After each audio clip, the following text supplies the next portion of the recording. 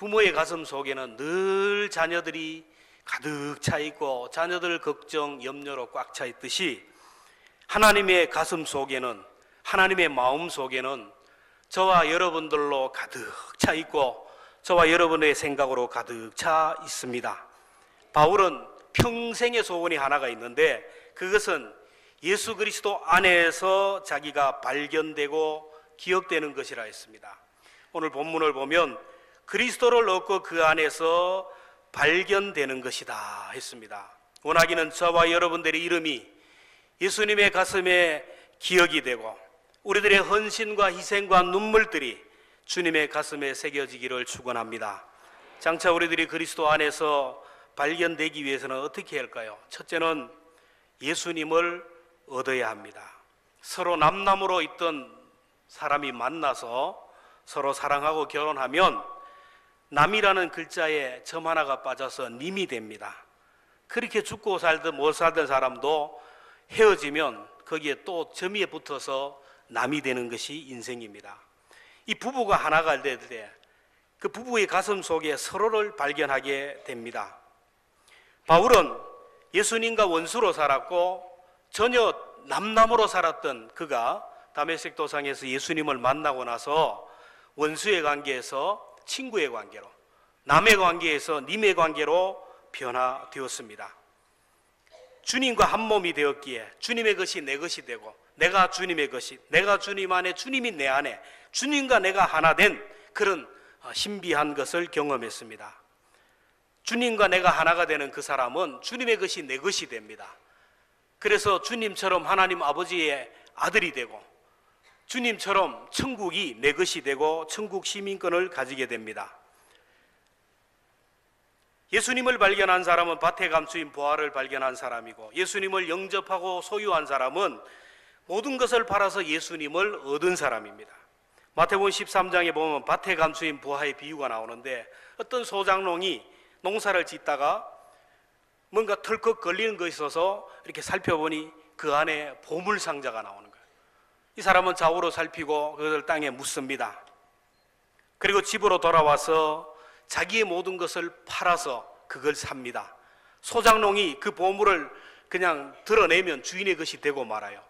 그래서 그 밭을 사고야만 하는데 그 밭을 사기 위하여 자기 집도 팔고 그리고 자기의 모든 소유를 다 팝니다. 돌짝밭이고 길이 없는 맹지고 쓸데없는 땅이지만 그걸 산다고 사람들이 손가락질을 하고 비웃고 무시하지만 그러나 이 소장농의 마음에 그 기쁨과 평안은 앗아갈 수가 없어요. 왜?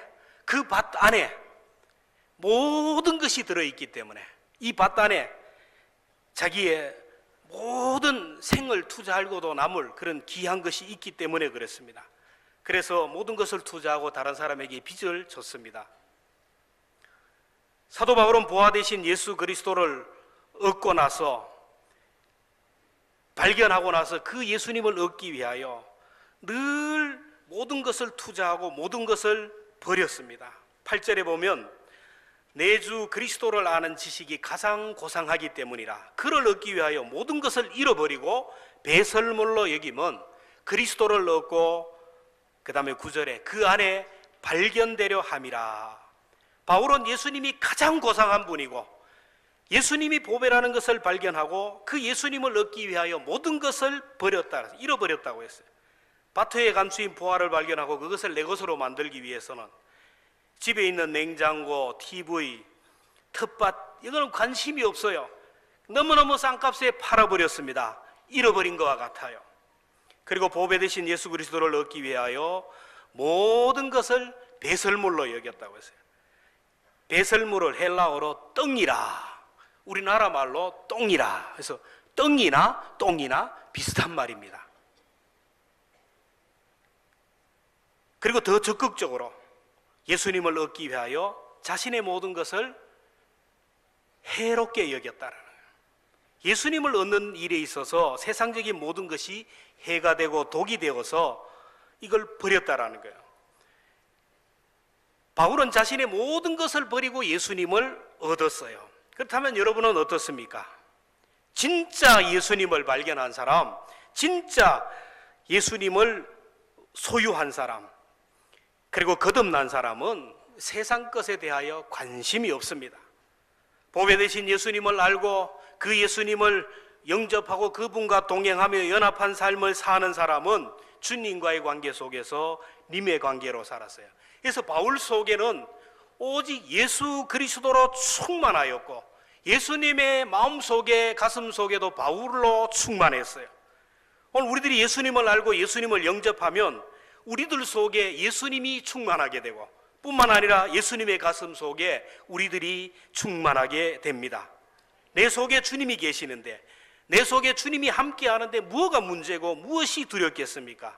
모든 사람은 죽음을 두려워합니다. 그러나 주님이 내 속에 거하는 사람은 죽음을 두려워하지 않아요. 세상의 그 어떤 것도 두려워하지 않습니다. 왜냐하면 모든 사람이 두려워하는 죽음의 그 순간에, 사망의 음침한 골짜기를 지나가야 그때 나와 함께 계신 주님이 오셔서 내 손을 붙들고 그 음침한 골짜기를 지나서 천국 문을 들어가게 하시고 부활의 몸을 잃고 영원히 살게 해 주실 것이기 때문입니다. 우리의 이름이 가슴 속에, 우리의 이름이 주님의 가슴 속에 있는 사람은 영원히 죽지 않을 줄로 믿습니다. 영국에서 있었던 실화인데 7살 난 아이가, 이쁜 딸이 갑자기 몹쓸병에 걸려서 죽게 되었어요. 시한부 인생을 삽니다. 어린 딸이 죽어가는 모습을 보고 주변 사람들이 와서 근심스러운 모습으로 쳐다봅니다. 딸이 죽어가는 모습을 보고 엄마 아빠가 보고 눈물을 흘려요. 이 아이는 그 사람들의 표정을 보고 죽음이라는 것은 무서운 거구나, 죽음의 공포와 불안이 있어요. 어느 날 아빠에게 묻습니다. 아빠, 죽음이 뭐야? 죽음이 무서워? 사랑하는 딸이 죽어가는 것을 보고 뭘 하고 위로해야 될지 모르는 이 아빠가 딸에게 얘기합니다. 아가야, 죽음이라는 것은 잠자는 것과 같다. 네가 내 할머니 집 방에서 놀다가 잠들었을 때 아침에 일어나면 너는 2층에 있는 네 방에서 잠을 깨잤냐? 왜 그랬을까? 그야 아빠가 내가 잠들었을 때 나를 안아서 내 방으로 옮겼기 때문이지. 그래, 아빠가 할머니 방에서 잠자는 너를 알아 2층에 네 방으로 옮겼기 때문이다. 죽음이 바로 이와 같은 것이란다. 내가 죽음이라는 것으로 오늘 여기에 잠을 들지만은 사랑하는 예수님이 너를 꼭 안아서 천국의 할아버지 할머니가 계신 곳으로 옮겨준단다. 그래서 천국에서 깨어나 주님 만나고 네가 사랑하는 할아버지 할머니 만나게 될 것이다. 먼저 가서 사랑하는 주님 만나고 할아버지 할머니에게 인사드리면 돌아서기 전에 내가 또 너에게 갈 것이니 먼저 가서 기다리라. 이 아빠의 말을 들은 이 아이의 마음에 평안이 찾아왔어요. 평안한 가운데 천국에 들어갔다는 얘기가 있습니다. 성경은 말씀합니다. 요한복음 5장 24절에 내가 진실로 진실로 너희에게 이르노니 내 말을 듣고 나 보내신 이를 믿는 자는 영생을 얻었고 심판에 이르지 아니하나니 사망에서 생명으로 옮겼느니라. 요한복음 11장 25절에도 말씀합니다. 나는 부활이요 생명이니 나를 믿는 자는 죽어도 살겠고 무릇 살아서 나를 믿는 자는 영원히 죽지 아니하리라. 여러분, 우리가 천국에 가느냐 지옥에 가느냐는 주님과의 관계 속에서 남으로 남아있느냐 님으로 남아있느냐에 달렸습니다.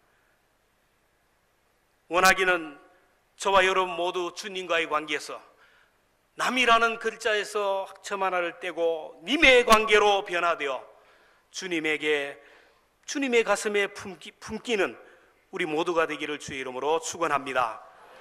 그 다음에 그리스도 안에서 발견되기 위해서는 따라합시다. 십자가에서 죽어야 한다. 여러분, 경찰이 가장 무서워하는 사람이 누군지 아십니까? 소방대원이라는 거예요. 소방대원들은 물불을 가리지 않기 때문에 무서워한대요. 그리고 소방대원이 가장 무서워하는 사람은 장님이랍니다. 눈에 베이는 것이 없기 때문에 아주 무서워합니다. 근데 장님들도 무서워하는 사람이 있어요. 누군지 아세요? 할아버지 할머니들이에요. 살 만큼 살았다, 이제 죽어도 좋다, 이런 사람을 제일 무서워한대요. 여러분, 사탄이 가장 무서워하는 사람이 어떤 사람이냐? 나는 죽어도 좋으니 죽여봐라, 죽음을 두려워하지 않는 사람입니다. 여러분, 어떤 사람이 부활의 능력을 경험하느냐? 예수님처럼 십자가에서 죽는 사람, 그리스도와 함께 십자가에 죽는 사람인 것을 믿으시기를 바랍니다.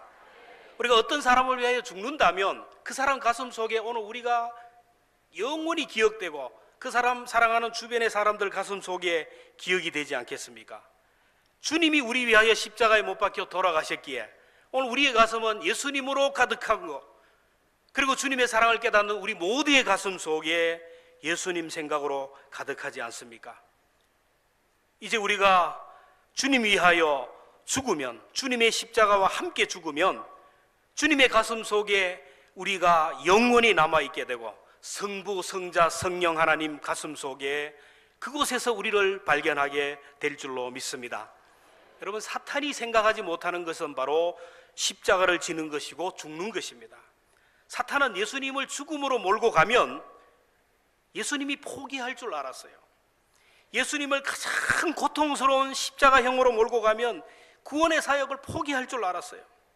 모든 사람이 끝이라고 하는 죽음으로 몰고 가면 예수님이 12영도 되는 하늘의 천군 천사를 동원해가지고 그 십자가의 현장을 뒤엎을 줄 알았어요. 근데 예수님은 도살장에 끌려가는 양처럼 아무런 대항도 거부도 없이 그냥 그렇게 가서 죽으셨어요. 사탄이 예수님이 항복 안고 죽으시자 실망했어요. 근데 죽으면 끝나는 줄 알았어요. 근데 하나님이 3일 만에 예수님을 살리시고 부활시켰어요. 사탄은 하나님의 놀라운 계획, 예수님의 부활, 하나님이 그를 살리는 것은 사탄이 상상하지도 못했습니다. 지금도 사탄은 죽음과 부활을 생각하지 못합니다. 오늘 우리를 죽음으로 몰고 가면, 위협의 자리로 몰고 가면 그저 항복하고 거부하고 포기할 줄 압니다. 질병으로 몰고 가고 여러 가지 상처로 몰고 가고 여러 가지 환난으로 우리를 몰고 가면 다 백기를 들 줄 아는데, 그러나 우리가 그리스도와 함께 십자가에 죽으면 사탄이 한 길로 왔다 7길로 도망할 줄로 믿습니다. 노 크로스, 노 크라운. 여러분, 십자가가 없이는 영광이 없어요. 내 혈기가, 내 이성이, 내 어떤 것들이 죽지 않으면 부활의 능력이 나타나지 않아요. 갈라디아 2장 20절에 보면 내가 그리스도와 함께 십자가에 못 박혀 죽었나니 그런즉 이제는 내가 산 것이 아니요 오직 내 안에 그리스도께서 사는 것이라. 이제 내가 육체 가운데 사는 것은 나를 사랑하사 나를 위하여 자기 몸을 버리신 하나님의 아들을 믿는 믿음 안에 사는 것이라. 바울은 그리스도와 함께 부활에 이르고 부활의 권능을 덧입기 위해서 예수님처럼 죽겠다고 했어요. 오늘 10절 11절에 보면 내가 그리스도와 그 부활의 권능과 그 고난에 참여함을 알고자 하여 그의 죽으심을 본받아 어떻게 하든지 죽은 자 가운데서 부활에 이르러 하노니 했습니다. 여러분, 내가 그리스도와 함께 죽는다는 말의 구체적인 의미가 뭡니까? 그리스도와 함께 죽는다라는 것은 하나님의 뜻 앞에, 하나님의 말씀 앞에 내 이성, 내 경험, 내 상식, 인간의 모든 것들을 다 포기하고 죽이는 것을 말해요. 예수님은 자기가 십자가에 못 박혀 죽어야만이 온 인류가 구원된다라는 것, 이게 하나님의 뜻인 것을 알았어요. 그래서 하나님의 뜻을 이루기 위하여 십자가가 지기 싫었죠. 그래서 겟세마네 동산에서 이 잔을 내게서 거두어달라고, 그러나 나의 원대로 마시고 아버지의 뜻대로 되기를 원합니다. 결국 십자가를 지고 돌아가심으로 온 인류를 구원하시고 하나님이 그를 3일 만에 살리셨습니다. 오늘도 하나님의 뜻 앞에, 하나님의 말씀 앞에 내 자아를 죽이는 것, 이게 바로 십자가입니다. 하나님 앞에서 나를 죽이고 말씀 앞에서 나를 죽이면 부활의 주님이 살아 역사하서 길이 열리고 문제가 해결되고 기도가 응답될 줄로 믿습니다. 누가복음 5장에 보면 예수님이 베드로를 부르는 장면이 나옵니다. 베드로가 밤이 맞도록 고기를 잡았지만 실패했어요. 그래서 이제 내일을 위해서 그물을 걷어서 씻고 있는데 예수님이 베드로에게 가서 얘기합니다. 깊은 데로 가서 그물을 내려라. 여러분, 다른 것은 몰라도 고기 잡는 데에 대해서는 베드로가 프로요, 달인입니다. 예수님이 아무리 하나님의 아들이고 말씀을 잘 전하는 달인이라 할지라도 고기 잡는 것은 베드로예요. 전문가입니다. 고기가 다니는 곳을 알고 고기가 다니는 때를 알고 어느 곳에 그물을 던져야 되는지를 아는 사람이에요. 밤새도록 한 마리도 못 잡았어요. 그래서 이제 어부들이 다 그물을 걷어서 이제 내일을 준비하고 철수하려고 하는데 예수님이 깊은 데가 그물을 던지라는 거예요. 이 베드로 같으면은 여러분 얼마든지 얘기할 수 있어요. 이거는 내가 전공입니다. 지금은 고기 잡을 때가 아닙니다. 근데 베드로는 자신의 이성과 자신의 지식과 경험을 포기하고 말씀에 순종했습니다. 누가복음 5장 5절에 보면 선생님 밤이 맞도록 수고하였으되 잡은 것이 없지만 말씀에 의지하여 내가 그물을 내리이다. 그물을 내렸더니 그물이 찢어질 정도로 잡았어요. 베드로가 말씀 앞에서 그렇게 빨리 즉시 순종할 줄을 주님이 아셨을까요? 베드로가 즉시 배를 돌려서 깊은 데로 가서 그물을 던질 때 가장 당황했을 분이 주님이 아니었겠습니까? 바다의 순리로는 지금 고기들이 아침밥을 먹고 다 집으로 가서 자는 시간이에요. 고기가 거리에 다니지 않는 때입니다. 깊은 곳에서는 고기가 한 마리도 없는 텅 빈 광장입니다. 베드로가 즉각적으로 순종하자 주님이 바닷속에 있는 물고기들에게 비상을 내렸을 겁니다. 지금부터 인근 2km 내에 있는 물고기들은 무슨 광장으로 다 모여라. 애들은 집에 있고 어른들만 다 헤쳐 모여. 그렇게 하지 않았겠어요? 그렇지 않으면 깊은 곳에 던졌을 때 빈 그물이 올라오면 주님의 체면이 뭐가 되겠어요? 근데 가만히 보면 주님이 베드로에게 말씀하기 전에 미리 다 준비하셨어요. 깊은 곳에 가서 그물을 던지라 말씀하기 전에 이미 깊은 그 광장에, 여의도 광장에 고기들을 다 한 군데로 집합시켜 놓고 차렷 자세로 시켜놓고 그물을 던지라고 하셨을 거예요. 예수님이 여호와 이레의 준비를 다 해놓고 던지라 그랬어요. 만약에 베드로가 못 던졌으면 끝나는 거예요. 오늘도 주님은 우리에게 말씀하실 때 다 예비하시고 던지라는 거예요. 그래서 우리는 자꾸 계산을 하고 생각을 하는 거예요. 그러니까 경험을 못 하는 거예요. 하나님이 아브라함을 100세에 낳은 아브라함에게 이삭을 번제로 드리라 합니다. 언제 드리라는 말도 없고 어디서 드리라는 말도 없어요. 근데 아브라함은 아침에 일어나자마자 부인과 의논도 하지 않고 아들을 싣고 그냥 번제단으로 올라가요. 그냥 올라가요. 그리고 아들을 결박해놓고 칼로 내리칩니다. 여러분 누가 가장 당황스럽겠어요? 여러분 아브라함이 이삭을 번제로 드리는 그 현장을 성화로 보면 천사가 얼마나 급했든지 막 화들짝 하면서 아브라함의 손을 잡는 모습을 봐요. 하나님이 아브라함에게 이삭을 번제로 드리라 할 때는 이삭을 죽이려고 하는 게 아니에요. 이미 여호와 이레 양을 다 준비해 놓으시고 드리라고 했어요. 순종할 때 자기의 생각을 죽일 때 은혜가 있었어요. 히브리서 기자는 아브라함이 아들을 죽일 때 그 상황을 하나님이 살려주실 것을 믿고, 여러분 오늘 우리가 하나님의 말씀에 순종하는 것은 3일 후의 영광을 보고 순종하는 겁니다. 이해가 안 돼요. 상식적으로 안 맞아요. 하나님이 이를 통하여 예비하신 여호와의 일의 복이 있다는 것을 믿고 미리 순종하는 것입니다. 그럴 때 능력을 경험하게 됩니다. 인간관계 속에도 마찬가지입니다. 복음의 진리를 거스르는 것 아니면 내가 죽으면 하나님이 내 손을 들어주고 내가 죽으면 원수가 친구로 변해요. 내가 죽으면 가정이 살고 교회가 살고 공동체가 살아요. 별 수 없는 내가 자꾸 살면 결국 하나님의 방법이 살아날 방법이 없다라는 거예요. 마태복음 6장 24절에 보면 누구든지 나를 따라오려거든 자기를 부인하고 자기 십자가를 치고 따라오라 해요. 제 목숨을 구원하고자 하는 자는 잃을 것이고 나를 위하여 제 목숨을 잃으면 찾으리라. 여러분 반만 순종이 없어요. 3분의 1 순종도 없습니다. 하나님은 3분의 1 순종이든 반의 순종이든 90분의 순종이든 불순종으로 간주합니다. 100%가 아니면 하나님이 아니에요. 이스라엘에 가면 추운 겨울이 지나고 봄이 오면 양들의 털을 깎는다고 합니다. 한 마리 한 마리 가져와서 털을 깎는데 막 깎다가 보면 갑자기 꽃샘추위, 갑자기 막 추위가 몰아치고 눈보라가 내리치면 목동들은 털깎기를 중단하고 양들을 우리 안으로 막 집어넣는다고 합니다. 그러면서 이 추위가 지나가기를 기다리는데, 문제는 이제 우리 안에 있는 양들입니다. 양들 중에는 털을 못 깎은 양들도 있고, 털을 싹 깎은 알몸으로 들어간 양들도 있고, 반만 깎은 양들이 있을 겁니다. 근데 이상한 것은 우리가 생각하기로는 털을 싹 깎은 양들은 추위니까 감기에 걸려서 죽을 것 같은데, 털을 완전히 깎은 양들은 건강하게 살아남는데, 반만 깎은 양들이 감기에 걸려서 죽는다라는 겁니다. 영적인 의미가 있습니다.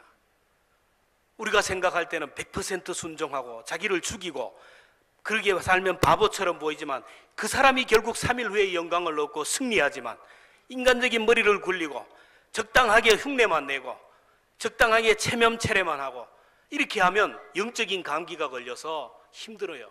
그래서 불쌍한 사람은 흉내만 내는 무늬만 그리스도인인 이런 사람, 신앙생활이 힘들어요. 피곤해요. 지쳐요.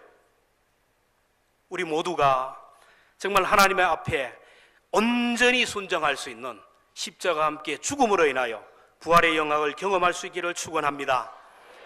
마지막으로 그리스도 안에 발견되기 위해서는 따라합시다. 주님의 일을 해야 된다. 사장의 마음에 들기 위해서는 사장이 좋아하는 일을 해야 돼요. 사장의 가슴에 기억되기 위해서는 사장이 좋아하는 일, 사장이 원하는 일을 하면 돼요. 그러면 그 사장은 그 사원을 책임집니다. 아프면 병원도 데려가고, 힘들면 도와주고, 아이들이 힘들면 뒤를 파줘요. 우리가 예수님의 가슴 속에 남기 위해서는 주님이 좋아하는 일, 주님이 원하는 일을 해야 돼요. 너희는 먼저 그의 나라와 그의 의를 구하라. 그리하면 이 모든 것을 너희에게 더하시리라. 사도 바울이 다메섹 도상에서 예수님을 만나고 그 이후의 삶을 보면 오직 예수, 주님이 원하는 삶만 살았어요. 오늘 12절에 보면 내가 이미 이루었다 함도 아니요 온전히 이루었다 함도 아니라 오직 내가 그리스도 예수께 잡힌 바 된 그것을 잡으려고 달려가노라. 예수님이 나를 발견해 주시고 예수님이 나를 잡아주시고 예수님이 나를 인도해 주시니까 내가 잡힌 바 된 예수를 향하여 내가 달려가겠다라는 거예요. 예수님이 나를 발견하고 예수님이 나를 잡아주시고 구원한 이유가 뭘까요? 십자가에 못 박혀 죽기까지 사랑한 그 영혼들을 구원하기 위해서. 그래서 바울의 일생은 예수님의 십자가와 부활만 증거했고 예수님만 전하는 그 일에 목숨을 던졌어요. 사도행전 20장 24절에 보면 내가 달려갈 길과 주 예수께 받은 사명 곧 은혜의 복음 증거하는 일을 마치려 하면은 나의 생명을 조금도 귀한 것으로 여기지 아니하노라. 근데 이상합니다. 바울이 가는 곳마다 사탄 마귀의 결박이 끊어지고 어둠의 세력이 떠나는 역사가 나타났어요. 바울이 에베소를 향하러 가니까 에베소가 문을 열고 항복을 합니다.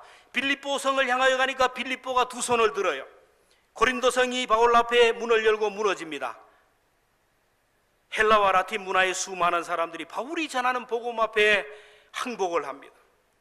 대로마 제국이 쇠사슬에 매여 초라하게 끌려가는 바울 앞에 백기를 들고 말았어요. 그뿐 아니라 바울이 전하는 그 복음 앞에 전 세계가 항복했어요. 이것은 복음을 전하는 자 속에 역사하는 부활의 능력인 줄로 믿습니다. 죽어가는 영혼을 살리는 사람을 하나님이 능력을 주셔요. 성경에 나타나는 기적을 자세히 보세요. 다 전도의 현장에서 나타났어요. 예수님의 제자들이 기적이 일어나고 표적이 일어나고 역사가 일어난 것 다 이 전도의 현장이었어요. 여러분, 성령 충만이라는 것은 전도의 현장에서 나타났어요. 사도행전을 자세히 읽어보세요. 기도하는 시간에, 말씀 공부하는 시간에, 섬기는 시간에, 영적인 시간에 성령이 임합니다. 가장 강력하게, 가장 확실하게 성령이 역사하는 현장은 전도의 현장이고 섬김의 현장이고 사랑하고 용서하는 현장입니다. 군인은 전쟁터에서 능력이 나타납니다. 운동선수의 실력은 운동장에서 나타납니다. 우리 그리스도인의 능력은 우리의 삶의 현장에서 나타납니다.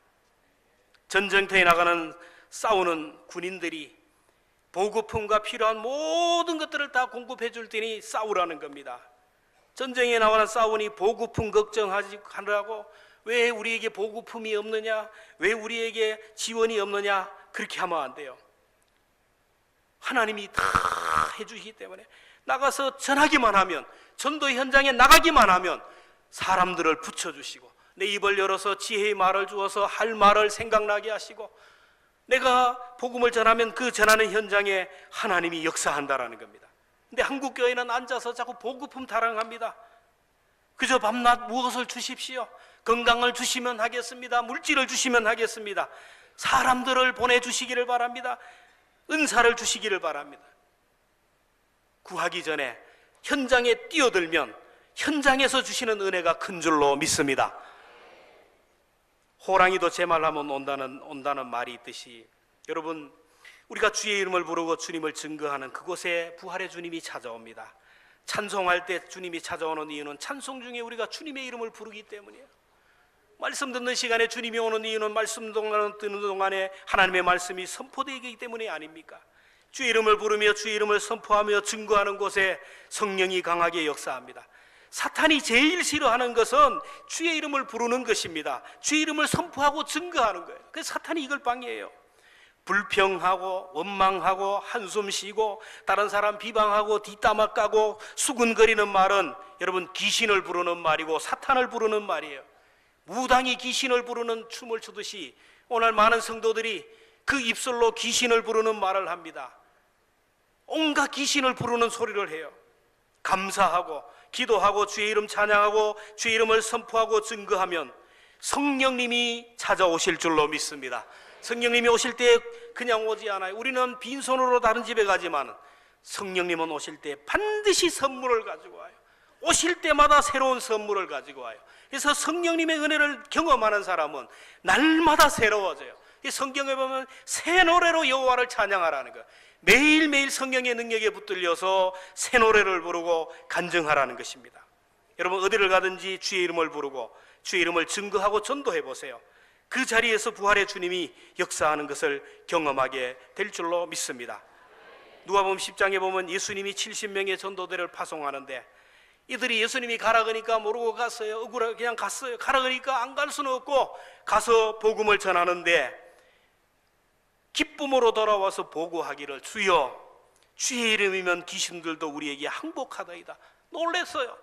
자기들이 가니까 막 귀신들이 떠나가고 병자들이 고침을 받으니까 이런 기적이 일어났다고 했어요. 그때 예수님이 뭐라고 하셨습니까? 그뿐인 줄 아느냐?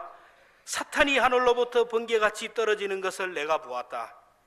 너희에게 뱀과 정갈을 잡으며 원수의 모든 능력을 제어할 능력을 주었으니 너희를 해칠 자가 결코 없으리라. 여러분, 복음을 전하면 그 속에 있는 귀신이 떠나갑니다. 우리가 말씀을 전하면 그 사람을 붙들고 있는 사탄마귀가 떠나갑니다.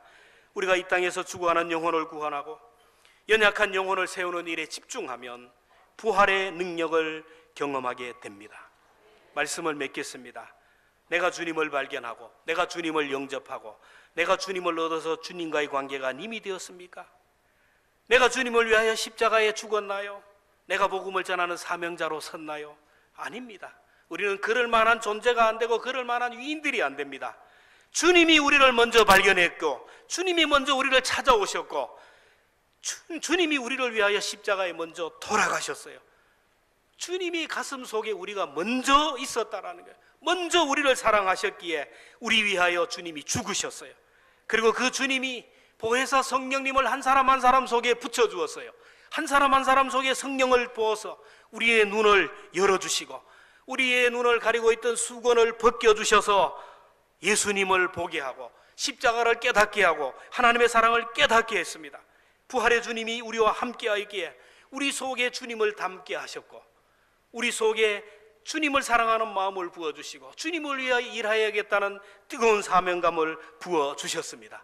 주님의 사랑이 우리 속에 가득하니까 원수를 사랑하고 성도를 사랑해서 그래서 사람을 얻어서 남이 아니라 님의 관계로 만들고 모두 그리스도 안에 한 형제자매로 만들어 오셨다라는 겁니다. 원하기는 주님 앞에 서는 그 순간까지 저와 여러분 가슴 속에 있는 주님, 우리의 가슴 속에 있는 사랑하는 성도들 끝까지 품기를 바라고, 무엇보다도 우리 주변의 사람들 속에 좋은 성도들로, 좋은 사람들로 기억될 수 있기를 축원합니다. 그래서 그분들이 하나님 앞에 올라갈 때 하나님께서 그 사람들 가슴 속에 있는 그 이름들을 기억하시고 우리를 축복하신다라는, 사람들 가슴 속에, 주님의 가슴 속에 정말 좋은 이름으로 그리스도 안에서 발견될 수 있는 저와 여러분 될 수 있기를 축원합니다.